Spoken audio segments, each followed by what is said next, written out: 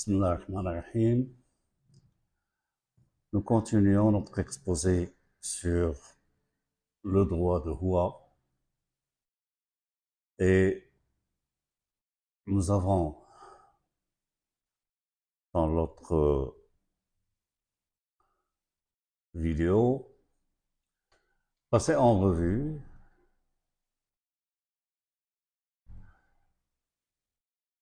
deux périodes traçant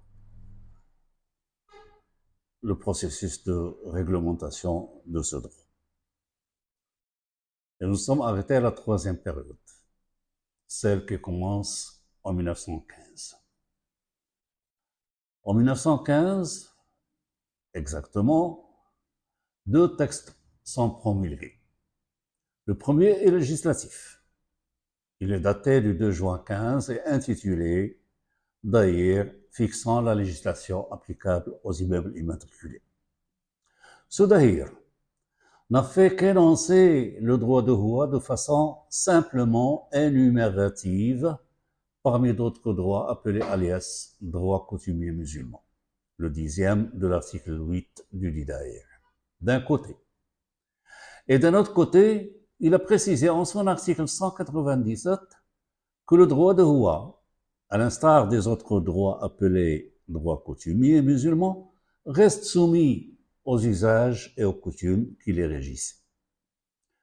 Étant précisé que le dit Daïr du 2 juin 15 est abrogé par la loi numéro 39.8 ci-après relatée. Le deuxième texte, promulgué en 1915, est réglementaire mais à portée législative. Il s'agit de l'arrêté viziriel du 3 juin 15 édictant les détails d'application du régime foncier de l'immatriculation. Cet arrêté est en vue de consacrer la création du droit de Hua ainsi que les dispositions dont il ferait l'objet, à l'instar des autres droits réels et de ceux appelés alias droits coutumiers musulmans, disposés en son article 17. Qu'en outre du titre foncier déjà établi au nom du propriétaire. Premièrement, un titre spécial peut être établi après immatriculation de l'immeuble au nom du titulaire du droit de Hua sur sa demande en vue de l'inscription régulière des droits réels et des charges foncières qui peuvent grever le dit droit. Deuxièmement, toutes les références utiles à l'effet de ce qui précède sont mentionnées, tant sur le titre foncier de l'immeuble établi au nom du propriétaire initial que sur le titre spécial ainsi établi. Étant précisé que le dit arrêté viziriel du 3 juin 15 a été modifié et complété par le décret du 14 juillet 2014 relatif aux formalités de l'immatriculation foncière et que l'article 17 de l'arrêté viziriel a été remplacé par l'article 14 du décret du 14 juillet 2014. C'est ainsi qu'il est établi autant de titres fonciers spéciaux que de droits de Hua constitués, bis, terre, quater, etc.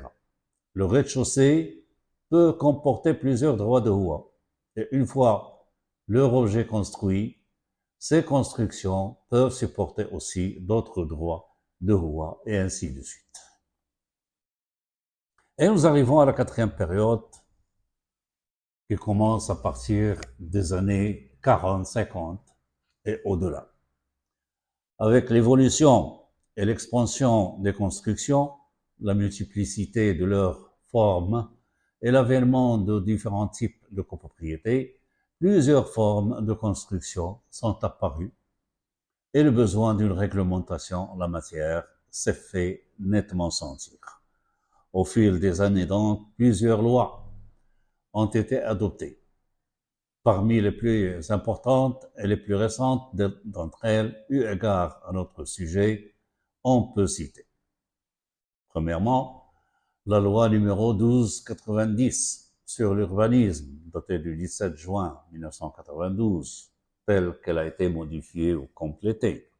Deuxièmement, La loi numéro 1800 relative à la copropriété des immeubles bâtis, datée du 3 octobre 2002, qui a abrogé le Daïr du 16 novembre 1946, tel qu'il a été modifié et complété par le Daïr du 10 juin 1915 et le Daïr du 7 juillet 1956.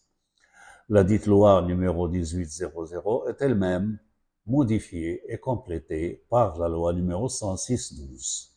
Troisièmement, la loi numéro 4400 relative à la vente en l'état futur d'achèvement, datée du 3 octobre 2002. Quatrièmement, la loi numéro 39008 formant code des droits réels 22 novembre 2011 et qui a abrogé, comme je l'ai dit, le Daïr du 2 juin 1915. Maintenant, nous entamons la deuxième partie de notre exposé et qui va concerner le contexte actuel.